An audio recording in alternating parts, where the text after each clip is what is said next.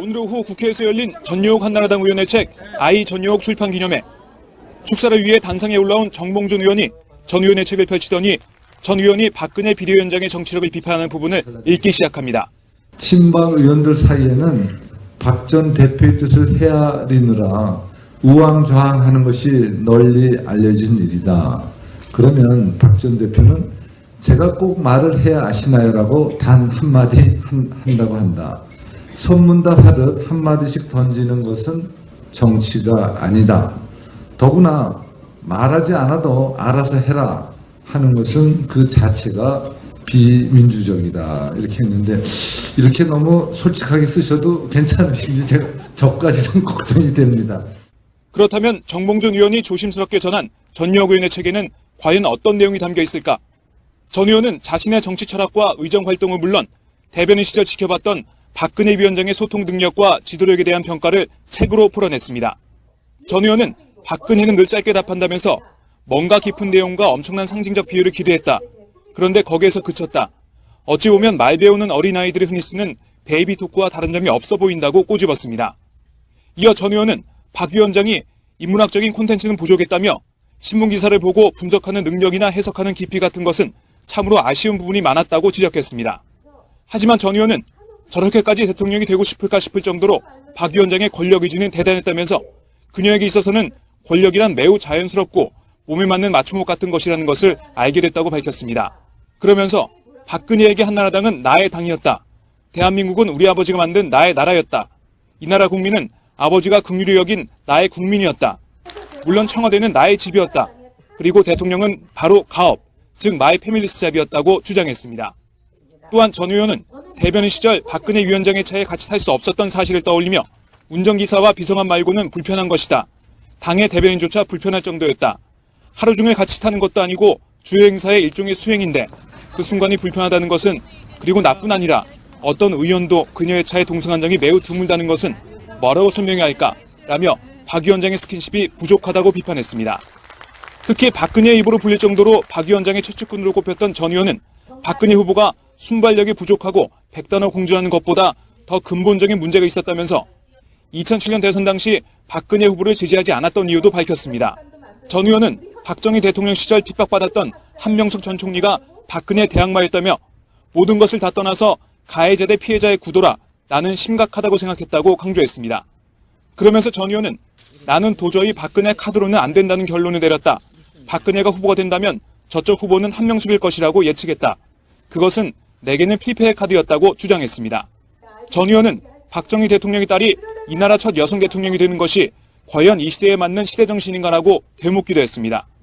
박근혜 위원장의 정치 지도력을 직접적으로 비판한 전유옥 의원의 책은 박근혜 비대위의 인적 쇄신에 대한 친이계의 반발과 맞물려 한나라당 내에 큰 파장을 불러올 것으로 보입니다. 오마이뉴스 박정호입니다. 예. 저희가 사실 얼마 전에 이제 새누리당을 탈당하셨는데 네. 새누리당 얘기를 안 해볼 수가 없을 것 네, 같아요. 네. 특히 박근혜 비대위원장 얘기를 안 할 수가 없는데 네. 사실 전 의원님께서는 그 박근혜 비대위원장의 최측근으로 불리기도 하셨어요. 한때. 대변인은 책측근이죠. 네, 그래서 아주 최측근으로 불렸는데 제가 알기로 이 사건이었던 것 같은데 그 사진 아마 뭐 직접 언급하셨으니까 네, 보셨을 네. 텐데 이렇게 우비를 씌워주는 모습이 네. 담긴 사진이었는데 네. 그때 박 위원장님이 가만히 있더라. 네. 그래서 그 당시에 내가 무슨 이 사람 그런 것도 아니고 네. 너무 충격을 받았다. 뭐 네. 그때부터 약간 돌아서게 됐다 하셨는데 뭐 그 순간 돌아서다기보다는 네.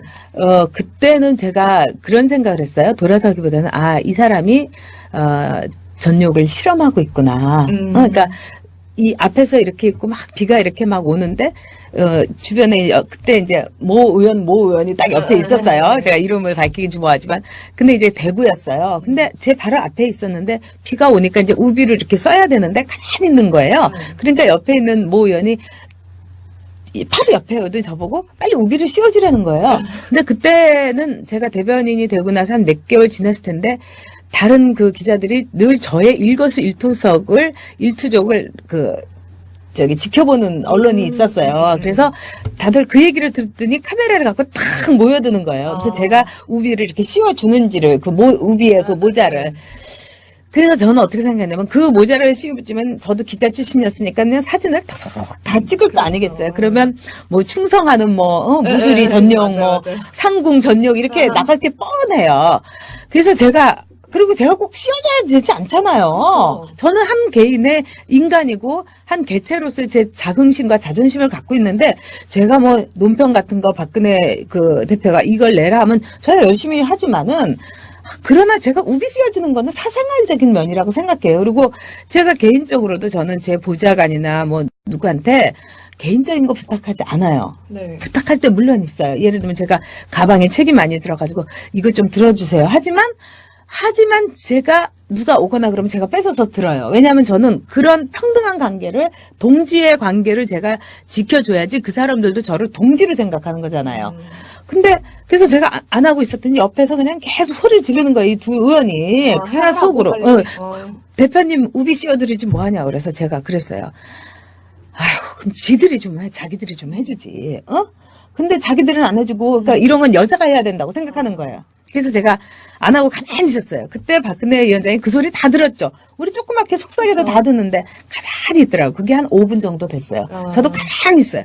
두 아저씨들은 막 큰 목소리로 난리를 치고 기자들은 그때 점점 숫자가 많아서 가지고 한 200여 명이 몰려들고 그래서 제가 생각을 했습니다. 아 충성심, 나의 굴복, 내가 완전히 엎드리는 거 이런 걸 보여줘야지 직성이 풀리는구나. 응? 그래서 제가 그 한나라당에 들어오기 전에도 굉장히 그 유신 공주적인 거에서 비난을 해서 저는 그게 미안해갖고 더 잘해주려고 했는데 이렇게 꼭 보여줘야 되나. 그래서 제가 그러면서 제가 또 한편으로는 이 생각을 했어요. 지금 저는 정권 교체를 위해서 들어온 사람인데 그때 이제 국공합작도 장개석하고 모택동하고 하지 않았습니까? 그러면 나라를 먼저 구해야 되는데 너의 자존심을 이 나라에 대한 애국심 앞에서 무너뜨려라. 그래서 제가 정말 속으로 피눈물이 일어나는데 이렇게 일어나가지고 천천히 씌워줬어요. 일부러 천천히 씌워줬어요.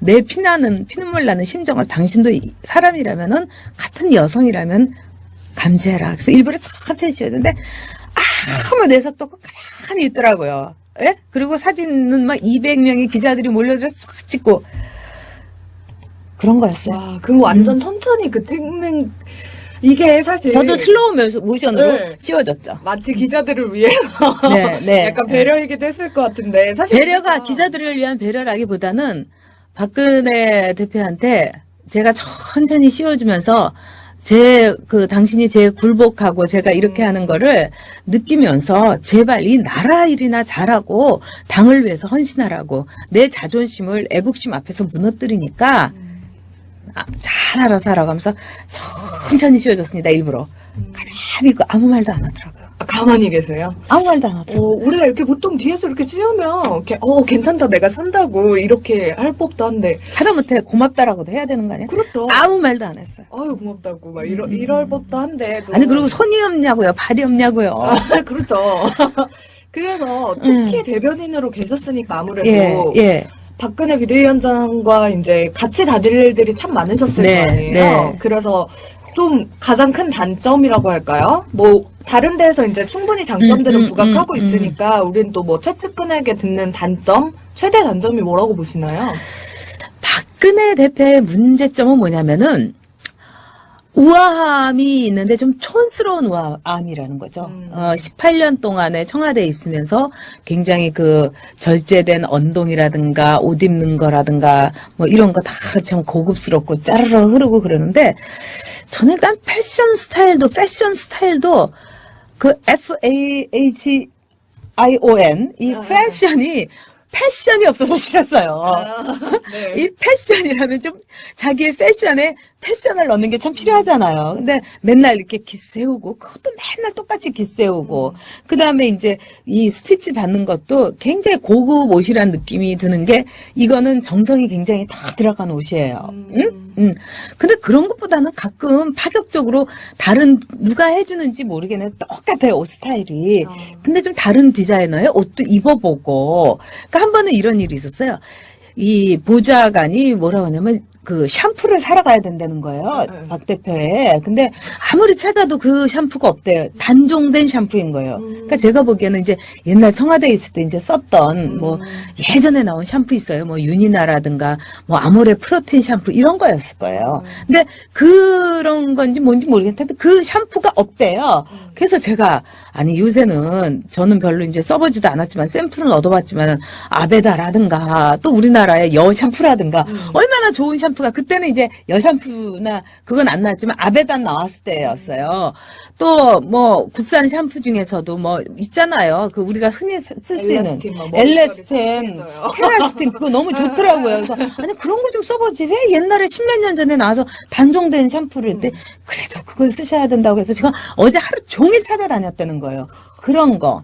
그 다음에 한 번은 이제 이 어머니들하고의 그 대화를 위해서 저희가 무슨 이 대형 슈퍼에 있는 이 대형 슈퍼에 가면 뭐 맥도날드라든가 또 뭐죠? 그 저기 롯데리아 이런 데가 있잖아요. 그래서 그런 데 가서 어머니들하고 대화를 하는 거예요. 햄버거를 먹으면서 그 햄버거는 청바지와 같이 먹는 거고 또 설사 이제 우리처럼 이런 옷을 입었더라도 그냥 손으로 쥐고 앙 하고 먹는 거 아니에요? 그게 멋있는 거 아니에요? 근데 저는 막 이거 들고 앙 하고 먹으려고 그러는데 안 드시고 가만히 있는 거예요. 그래서 제가 아니 왜 안 먹냐고 안 드세요 이런 거예요. 그랬더니 뭐 이러시더라고요. 그러더니 드디어 보좌관이 이 플레이트에다가 이 포크와 나이프를 갖고 온 거야. 아니 햄버거를 무슨 포크와 나이프로 먹습니까? 물론 요즘에 그 고급 햄버거집 같은 데는 포크와 나이프로 먹는 데도 있지만 우리가 그때 먹었던 거는 롯데리아 같은 거예요. 그거는 손으로 먹고 그리고 햄버거는 손으로 먹어야지 그게 멋있는 거예요 사실은. 근데 그런 어떤 저기 촌스러운 우아함, 시대가 지난 올드 패션, 이런 게 좀 약간 왠지 클럽에 웨딩드레스 입고 가실 것 같다는 생각이 들 정도로. 클럽에 왕관 쓰고 왕관 웨딩 쓰고, 드레스 네. 입고 띠 그렇게 메고 가실 것 그렇죠. 이러면서 이런 느낌이 살짝 상상을 해봤는데요. 그러면서 기둥두에 있어야 되겠죠. 네, 그러면 맞아요. 눈에 띄면 안 되잖아요. 네, 네, 네. 클럽에 왜냐면 또 클럽에 안내하는 사람들도 저 기둥두로 가세요. 여기 물 좋은 데기 때문에 오시면 안 돼요. 이럴 것 같아요. 새누리당 박근혜 비대위원장이 어떤 이런 전 의원님에 대해 뭐 자주 그런 얘기 나오잖아요. 요즘에 보복공천 뭐 이런 얘기 많이 나오는데 그런 차원의 하나로 영등포 갑에 그런 공천을 했다고 생각하시나요? 물론이죠. 그러면 지금의 새누리당 공천 어떻게 보시나요? 한마디로 저희가 이제 18대 공천을 지켜보면서 저도 이렇게 하면 안 된다. 왜냐면은 가진 사람은 베풀어야 돼요. 그리고 가진 사람은 양보해야 돼요. 그러니까 친이가 제가 친이 쪽이었다면 가령 영남이라든가 비례대표를 몇 개를 딱 띄워가지고 박근혜 그 후보한테 마음대로 하십시오. 재량권을 드리겠습니다. 저는 그렇게 했을 것 같아요. 근데 이제 추억이 있지 않습니까? 근데 박근혜 대표도 이렇게 자기가 정권을 가지고 다 하게 되면은 오히려 친이 쪽을 살려주는 거예요. 그리고 저같이 쓴소리 했던 사람을 저 같으면 일부러 살려줘요. 그러면 저도 그동안에 섭섭하고 화나고 이해 못하는 일이 있었지만은 그래 이게 보수에 대한 인정이구나. 이런데 저를 공천해서 우편향돼 있기 때문에 공천을 줄 수 없다. 응? 만약에 제가 여론조사에서 뭐 못 나오고 영등포에서 제가 맨날 놀고 일을 안 해다면은 다른 이유 될 텐데 다른 이유 하나도 못 됐잖아요. 우편향이어서 못 해준다. 이게 보복 아니고 뭐겠어요. 그리고 보수의 가치고 보수에 대한 배신이고 배덕이라고 저는 생각합니다.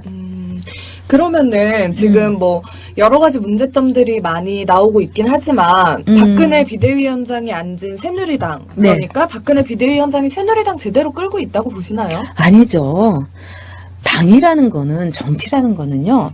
자기가 제일 싫은 사람하고 얘기하고 자기가 제일 미운 사람하고 밥값 내면서 같이 밥 먹는 거예요. 저는 그렇게 생각합니다.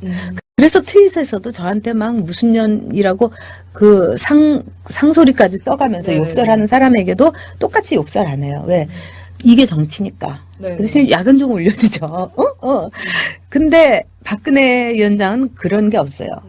제가 박근혜 위원장을 쭉 이제 이 청와대에서부터 네. 그때 잘 알고 모셨던 사람들도 제가 다 많이 만나고 그랬죠. 근데 그분들이 공통점으로 박근혜 위원장하고 한 18년 혹은 30년 같이 한 분들이 있는데 저한테 공통적으로 그분들이 하는 말이 있었어요. 굉장히 중요한 말인데 네. 박근혜 위원장은 박근혜라는 사람은 자기에게 요만큼이라도 뭐랄까 심기를 거스리거나 나쁜 말을 하거나 이렇게 하면은 절대로 용서를 하지 않는다고. 그 대신에 박근혜가 용서하는 사람은 딱 한 명 있다. 누구냐? 자기 자신. 아니 이번에도 그렇잖아요. 공천 승복하는 것이 응? 정도다 이렇게 얘기했지만 박근혜 위원장은 공천 승복했습니까? 응?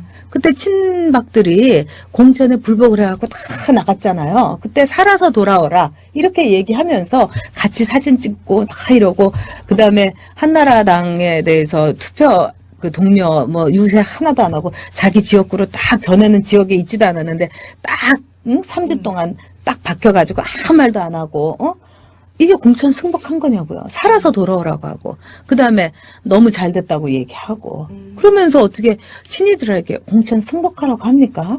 원칙과 정도를 아는데 저 같으면 제 자신이 용서가 안 될 것 같은데 저는 제 자신은 용서를 잘 안 하는 사람이에요. 솔직히. 응? 다른 사람은 용서 잘해도 박근혜 위원장은 다른 사람 용서 안 해요. 그렇지만 늘 자기 자신은 용서 많이 하죠. 아니 저 탈당한 거 가지고 친박들이 뭐라 그러는데 박근혜 위원장은 탈당 안 했어요? 탈당해갖고 당까지 만들었잖아요. 그리고 복당하면서도 거기에 대해서 뭐 유세 비용이라 해서 돈도 받고요. 저를 어떻게 비판을 합니까?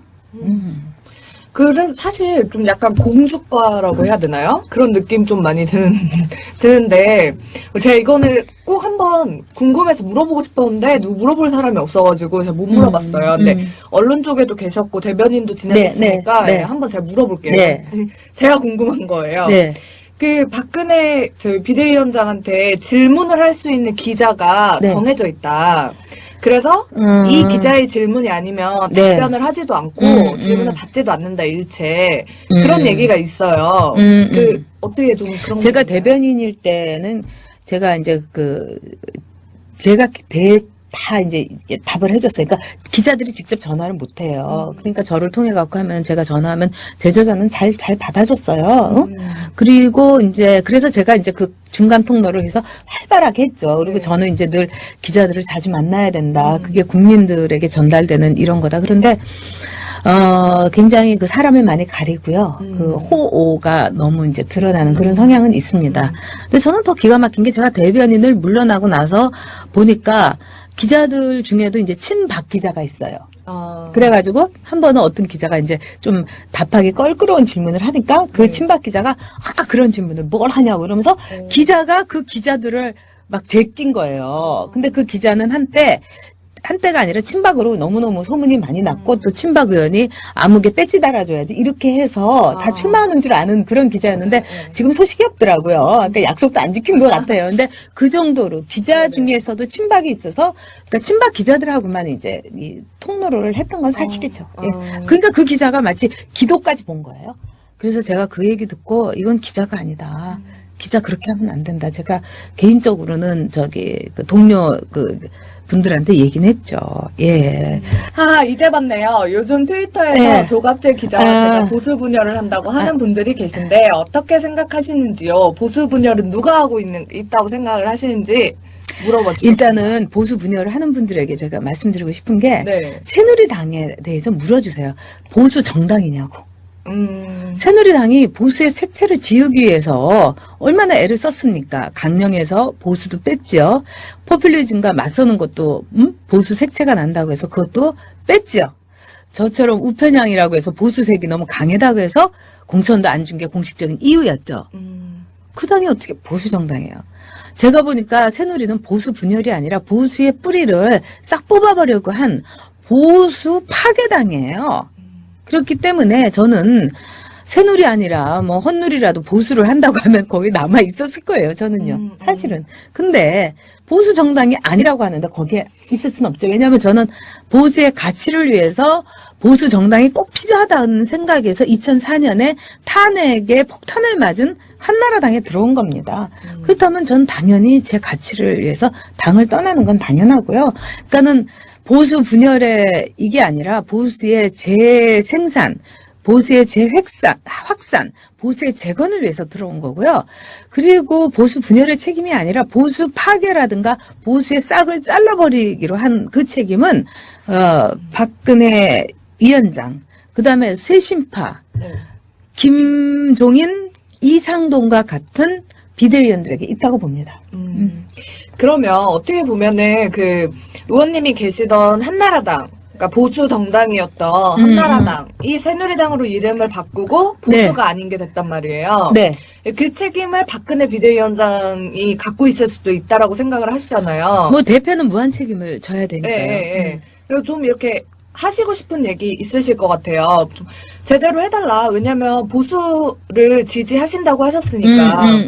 그렇다면 뭐 좀 전하고 싶은 메시지라던가 이런 게 있으신가요? 저는 저희 이제 국민생각당이 벌써 큰일을 했다고 생각해요. 저희가 나와서 보수의 가치 어쩌고저쩌고 하니까 이제 말하자면 조중동이라는 그 이제 이 언론을 통해 가지고 보수의 분열이라는 사설이 지금 쫙 깔리고 있잖아요. 그러니까 저희 구박받고 있어요. 네네. 그럼에도 불구하고 그렇게 하면 아마 새누리도 보수의 색채를 싹 지우려고 했던 거를 지금 감히 싹 지우지 못할 겁니다. 그러면서 보수의 분열이라고 한 것 자체가 그래도 우리 보수당 아니라고 했는데 새누리도 보수당이라는 걸 이제 얘기하기 시작한 거 아니에요. 네, 그렇죠. 너무너무 잘 됐어요. 그러면 보수끼리 경쟁을 해가지고 빵을 키우고 떡을 크게 하고 파이를 키우면 되는 거예요. 그러니까는 박근혜 위원장과 새누리당은 빨리빨리 보수다 해주십시오. 그러면 우리 같이 보수 하면서 빵을 키워보자고요. 떡을 크게 만들어 보자고요.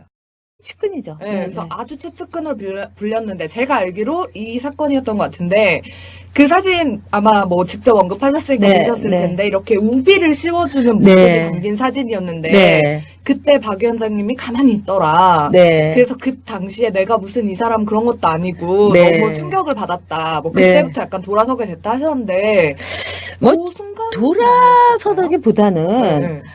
그때는 제가 그런 생각을 했어요. 돌아서기보다는 이 사람이 전욕을 실험하고 있구나. 그러니까 이 앞에서 이렇게 있고 막 비가 이렇게 막 오는데 주변에 그때 이제 모 의원이 딱 옆에 있었어요. 제가 이름을 밝히긴 좀 뭐하지만 근데 이제 대구였어요. 근데 제 바로 앞에 있었는데 비가 오니까 이제 우비를 이렇게 써야 되는데 가만히 있는 거예요. 그러니까 옆에 있는 모 의원이 바로 옆에 오더니 저보고 빨리 우비를 씌워주라는 거예요. 근데 그때는 제가 대변인이 되고 나서 한 몇 개월 지났을 텐데 다른 그 기자들이 늘 저의 일거수일투족을 지켜보는 언론이 있었어요. 그래서 다들 그 얘기를 듣더니 카메라를 갖고 탁 모여드는 거예요. 그래서 제가 우비를 이렇게 씌워주는지를 우비에 그 모자를. 그래서 저는 어떻게 생각했냐면 그 모자를 씌우면 저도 기자 출신이었으니까 그냥 사진을 다 찍을 거 아니겠어요. 그러면 뭐 충성하는 무수리 전용 맞아요. 상궁 전용 이렇게 나갈 게 뻔해요. 그래서 제가 꼭 씌워줘야 되지 않잖아요. 저는 한 개인의 인간이고 한 개체로서 제 자긍심과 자존심을 갖고 있는데 제가 뭐 논평 같은 거 박근혜 그 대표가 이걸 내라 하면 저야 열심히 하지만은 그러나 제가 우비 씌워주는 거는 사생활적인 면이라고 생각해요. 그리고 제가 개인적으로도 저는 제 보좌관이나 뭐 누구한테 개인적인 거 부탁하지 않아요. 네. 부탁할 때 물론 있어요. 예를 들면 제가 가방에 책이 많이 들어가지고 이거 좀 들어주세요. 하지만 제가 누가 오거나 그러면 제가 뺏어서 들어요. 왜냐하면 저는 그런 평등한 관계를 동지의 관계를 제가 지켜줘야지 그 사람들도 저를 동지로 생각하는 거잖아요. 근데 그래서 제가 안 하고 있었더니 옆에서 그냥 계속 소리를 지르는 거예요. 이 두 의원이 하나 속으로 대표님 우비 씌워드리지 뭐하냐 그래서 제가 그랬어요. 아휴 그럼 지들이 좀 해. 자기들이 좀 해주지. 근데 자기들은 안 해주고 그러니까 이런 건 여자가 해야 된다고 생각하는 거예요. 그래서 제가 안 하고 가만히 있었어요. 그때 박근혜 위원장이 그 소리 다 들었죠. 우리 조그맣게 속삭여도 다 듣는데 가만히 있더라고요. 그게 한 5분 정도 됐어요. 저도 가만히 있어요. 두 아저씨들은 막 큰 목소리로 난리를 치고 기자들은 그때 점점 숫자가 많아서 가지고 한 200여 명이 몰려들고 그래서 제가 생각을 했습니다. 아, 충성심, 나의 굴복, 음. 내가 완전히 엎드리는 거 이런 걸 보여줘야지 직성이 풀리는구나. 응? 그래서 야, 제가 그 한나라당에 들어오기 전에도 굉장히 그 유신 공주적인 거에서 비난을 해서 저는 그게 미안해갖고 더 잘해주려고 했는데 이렇게 꼭 보여줘야 되나. 그래서 제가 그러면서 제가 또 한편으로는 이 생각을 했어요. 지금 저는 정권 교체를 위해서 들어온 사람인데 그때 이제 국공합작도 장개석하고 모택동하고 하지 않았습니까? 그러면 나라를 먼저 구해야 되는데 너의 자존심을 이 나라에 대한 애국심 앞에서 무너뜨려라. 그래서 제가 정말 속으로 피눈물이 일어나는데 이렇게 일어나가지고 천천히 씌워줬어요. 일부러 천천히 씌워줬어요. 내 피나고 대화를 하는 거예요. 햄버거를 먹으면서. 그 햄버거는 청바지와 같이 먹는 거고 또 설사 이제 우리처럼 이런 옷을 입었더라도 그냥 손으로 쥐고 앙 하고 먹는 거 아니에요? 그게 멋있는 거 아니에요? 근데 저는 막 이거 들고 앙 하고 먹으려고 그러는데 안 드시고 가만히 있는 거예요. 그래서 제가 아니 왜 안 먹냐고 안 드세요 이런 거예요. 그랬더니 뭐 이러시더라고요. 그러더니 드디어 보좌관이 이 플레이트에다가 이 포크와 나이프를 갖고 온 거야. 아니 햄버거를 무슨 포크와 나이프로 먹습니까? 물론 요즘에 그 고급 햄버거집 같은 데는 포크와 나이프로 먹는 데도 있지만 우리가 그때 먹었던 거는 롯데리아 같은 거예요. 그거는 손으로 먹고 그리고 햄버거는 손으로 먹어야지 그게 멋있는 거예요 사실은. 근데 그렇죠. 그런 어떤 촌스러운 우아함, 시대가 지난 올드 패션 이런 게 좀 약간 왠지 클럽에 웨딩드레스 입고 가실 것 같다는 생각이 들 정도로. 클럽에 왕관 쓰고 왕관 웨딩 쓰고, 드레스 네. 입고 띠 그렇게 메고 가실 것 그렇죠. 이러면서 맞아요. 이런 느낌이 살짝 상상을 해봤는데요. 그러면서 기둥두에 있어야 되겠죠. 네, 그러면 맞아요. 눈에 띄면 안 되잖아요. 네네네. 클럽에. 왜냐면 또 클럽에 안내하는 사람들도 저 기둥두로 가세요. 여기 물 좋은 데기 때문에 오시면 안 돼요. 이럴 것 같아요.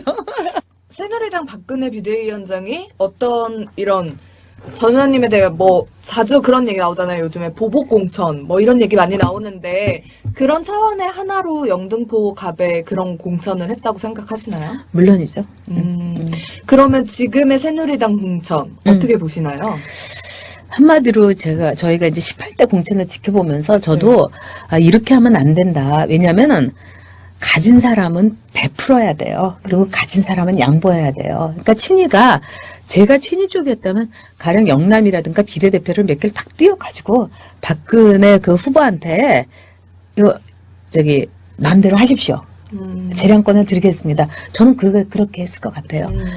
근데 이제 추억이 있지 않습니까? 근데 박근혜 대표도 이렇게 자기가 정권을 가지고 다 하게 되면은 오히려 친이 쪽을 살려주는 거예요. 그리고 저같이 쓴소리 했던 사람을 저 같으면 일부러 살려줘요. 그러면 저도 그동안에 섭섭하고 화나고 이해 못하는 일이 있었지만은 그래 이게 보수에 대한 인정이구나. 이런데 저를 공천해서 우편향돼 있기 때문에 공천을 줄 수 없다. 응? 만약에 제가 여론조사에서 뭐 못 나오고 영등포에서 제가 맨날 놀고 일을 안 해다면은 다른 이유 될 텐데 다른 이유 하나도 못 됐잖아요. 우편향이어서 못 해준다. 이게 보복 아니고 뭐겠어요. 그리고 보수의 가치고 보수에 대한 배신이고 배덕이라고 저는 생각합니다. 그러면은 지금 뭐 여러 가지 문제점들이 많이 나오고 있긴 하지만 박근혜 비대위원장이 앉은 새누리당 그러니까 박근혜 비대위원장이 새누리당 제대로 끌고 있다고 보시나요? 아니죠. 당이라는 거는 정치라는 거는요. 자기가 제일 싫은 사람하고 얘기하고 자기가 제일 미운 사람하고 밥값 내면서 같이 밥 먹는 거예요.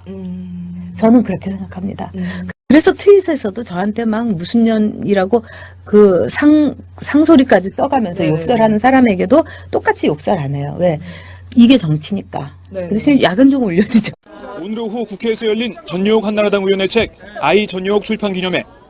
축사를 위해 단상에 올라온 정봉준 의원이 전 의원의 책을 펼치더니 전 의원이 박근혜 비대위원장의 정치력을 비판하는 부분을 읽기 시작합니다. 친박 의원들 사이에는 박 전 대표의 뜻을 헤아리느라 우왕좌왕하는 것이 널리 알려진 일이다. 그러면 박 전 대표는 제가 꼭 말을 해야 아시나요? 라고 단 한마디 한다고 한다. 소문다 하듯 한마디씩 던지는 것은 정치가 아니다. 더구나 말하지 않아도 알아서 해라 하는 것은 그 자체가 비민주적이다. 이렇게 했는데 이렇게 너무 솔직하게 쓰셔도 괜찮으신지 제가 저까지 좀 걱정이 됩니다. 그렇다면 정몽준 의원이 조심스럽게 전한 전유혁 의원의 책에는 과연 어떤 내용이 담겨 있을까?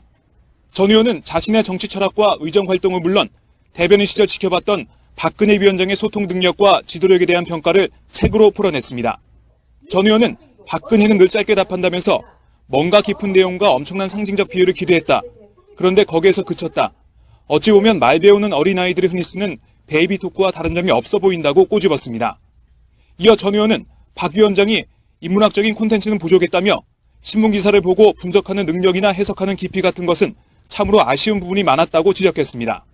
하지만 전 의원은 저렇게까지 대통령이 되고 싶을까 싶을 정도로 박 위원장의 권력 의지는 대단했다면서 그녀에게 있어서는 권력이란 매우 자연스럽고 몸에 맞는 맞춤옷 같은 것이라는 것을 알게 됐다고 밝혔습니다. 그러면서 박근혜에게 한나라당은 나의 당이었다. 대한민국은 우리 아버지가 만든 나의 나라였다. 이 나라 국민은 아버지가 긍휼히 여긴 나의 국민이었다. 물론 청와대는 나의 집이었다. 그리고 대통령은 바로 가업, 즉 마이 패밀리스 잡이었다고 주장했습니다. 또한 전 의원은 대변인 시절 박근혜 위원장의 차에 같이 탈 수 없었던 사실을 떠올리며 운전기사와 비서관 말고는 불편한 것이다. 당의 대변인조차 불편할 정도였다.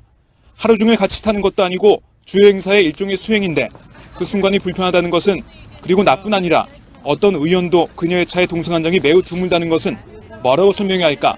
라며 박 위원장의 스킨십이 부족하다고 비판했습니다.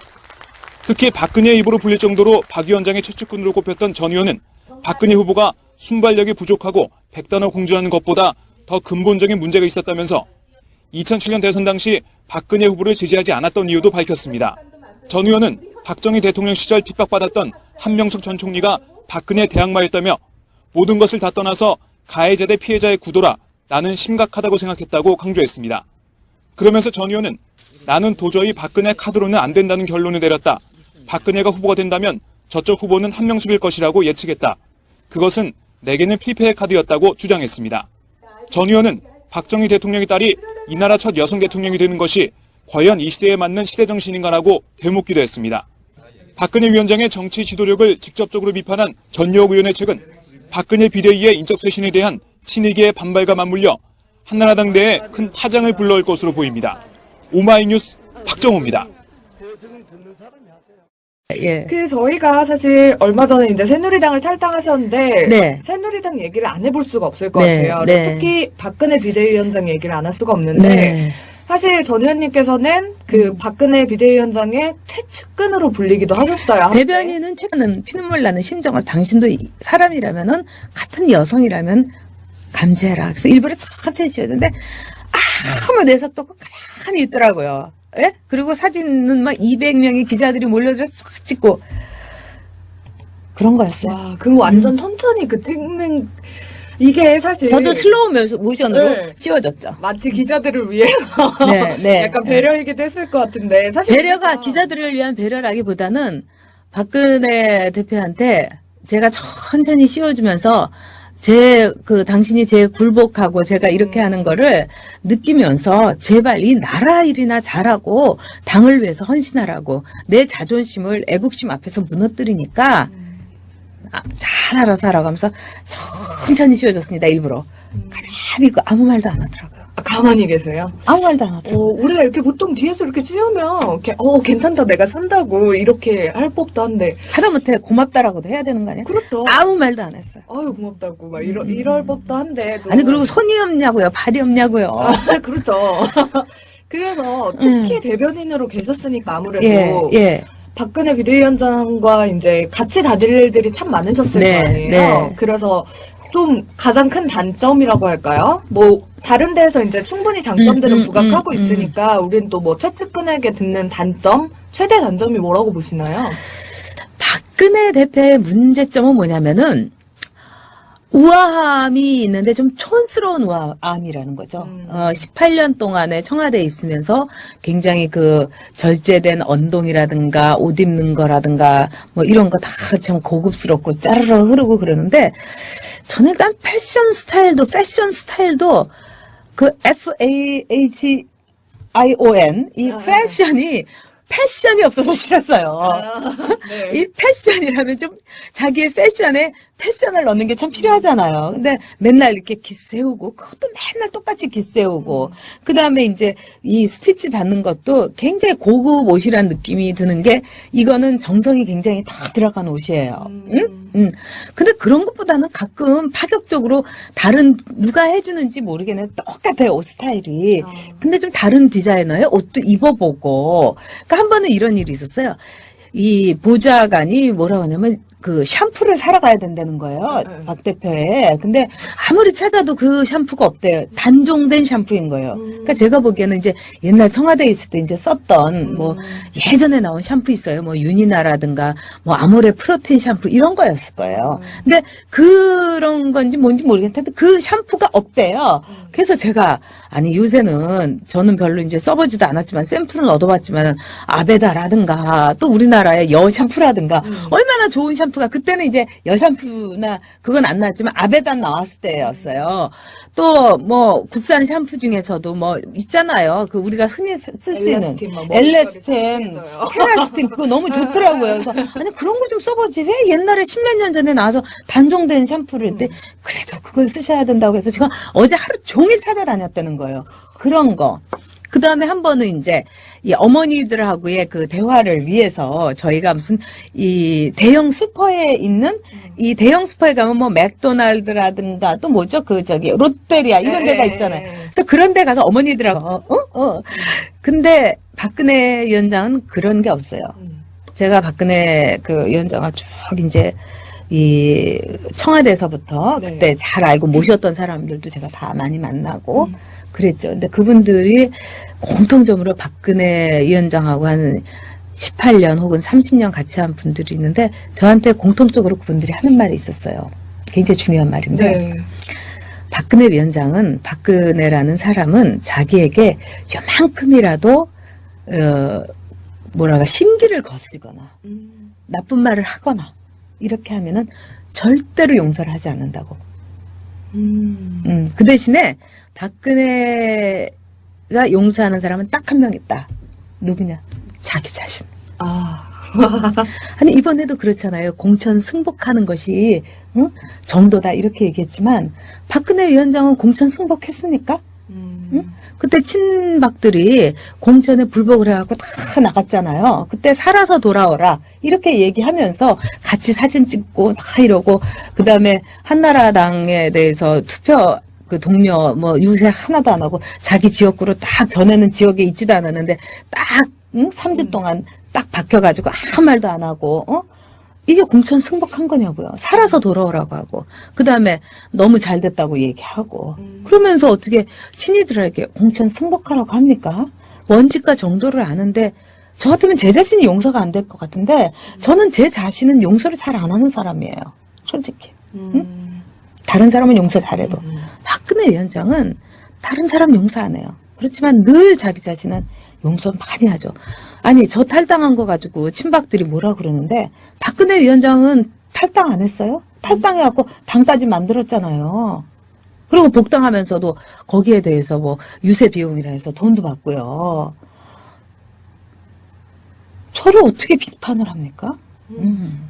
그래서 사실 좀 약간 공주과라고 해야 되나요? 그런 느낌 좀 많이 드는데 제가 이거는 꼭 한번 궁금해서 물어보고 싶었는데 누구 물어볼 사람이 없어가지고 제가 못 물어봤어요. 근데 언론 쪽에도 계셨고 대변인도 지내셨으니까 네. 한번 제가 물어볼게요. 네. 제가 궁금한 거예요. 네. 그 박근혜 저희 비대위원장한테 질문을 할 수 있는 기자가 네. 정해져 있다.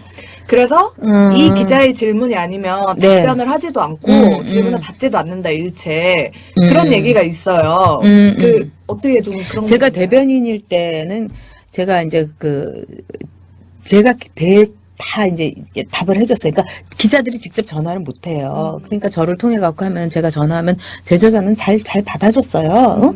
그리고 이제 그래서 제가 이제 그 중간 통로를 해서 활발하게 했죠. 그리고 저는 이제 늘 기자들을 자주 만나야 된다. 그게 국민들에게 전달되는 이런 거다. 그런데 굉장히 그 사람을 많이 가리고요. 그 호오가 너무 이제 드러나는 그런 성향은 있습니다. 근데 저는 더 기가 막힌 게 제가 대변인을 물러나고 나서 보니까 기자들 중에도 이제 친박 기자가 있어요. 그래가지고 한 번은 어떤 기자가 이제 좀 답하기 껄끄러운 질문을 하니까 그 친박 기자가 그런 질문을 뭘 하냐고 이러면서 기자가 그 기자들을 막 제낀 거예요. 근데 그 기자는 한때가 아니라 친박으로 너무너무 소문이 많이 났고 또 친박 의원이 아무개 배지 달아줘야지 이렇게 해서